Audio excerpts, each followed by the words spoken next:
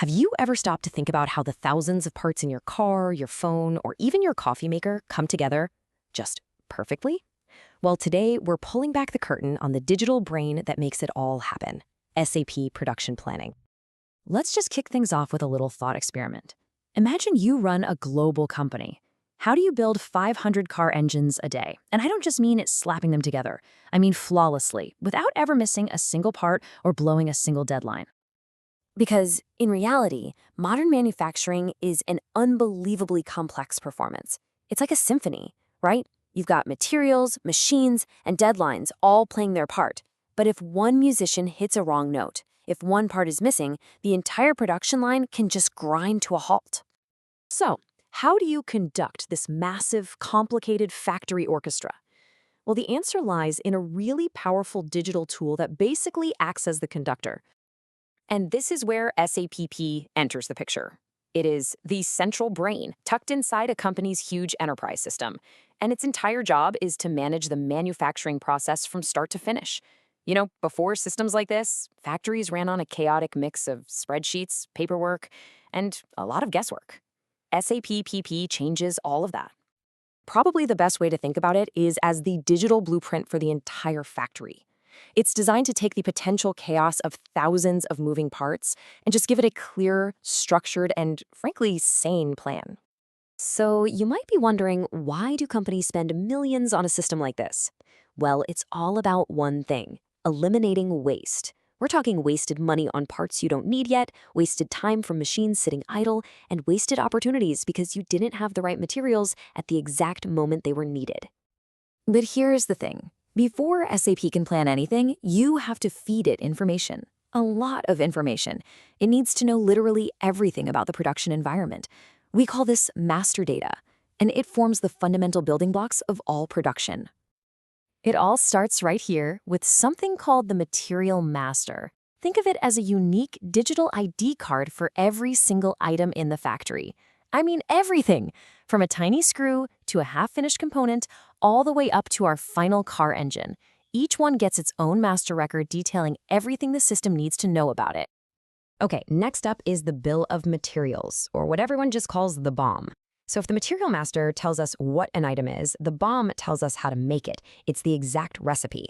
To build one of our car engines, the BOM lists every single component, every nut, every bolt required. And let me tell you, this is crucial. Without an accurate BOM, you simply can't build anything correctly. All right, so we know what we're building, and we have the recipe. But where does the work actually get done? That's the work center. A work center represents a specific spot in the factory. It could be a single machine, a whole assembly line, or maybe a team of technicians. And it tells the system exactly how much work it can handle and how long it takes. And that brings us to the final piece of our data puzzle, the routing. If the BOM is the list of ingredients, the routing is the step-by-step instruction manual. It defines the exact sequence of operations. So it would say something like, Step 1, assemble part A at Work Center 100. Step 2, move to Work Center 200 for a quality check. And on it goes. Okay, so we've got the parts, we've got the recipe, and we've got the instruction manual. Now let's see how SAP puts this all together to actually build something, to turn that digital plan into a real physical product. This flow here, it shows the whole journey from a high level. See, it all kicks off with a demand, which then triggers a planning run. That leads to a production order, then execution on the shop floor, and finally you have your finished goods.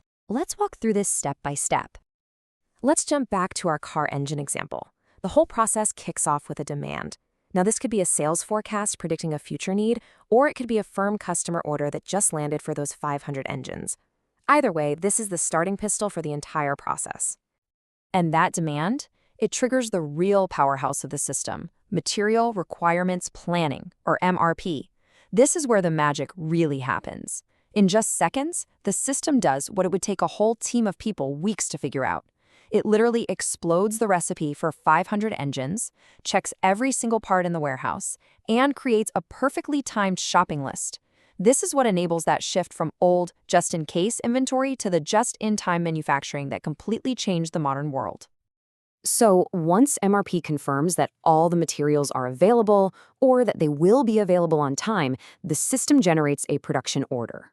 This right here is the official green light. It's the concrete instructions sent down to the factory floor that says, go. It is time to build 500 units of this engine. So what's actually in a production order? Well, it's a complete package of information. It doesn't just say what to produce and the quantity.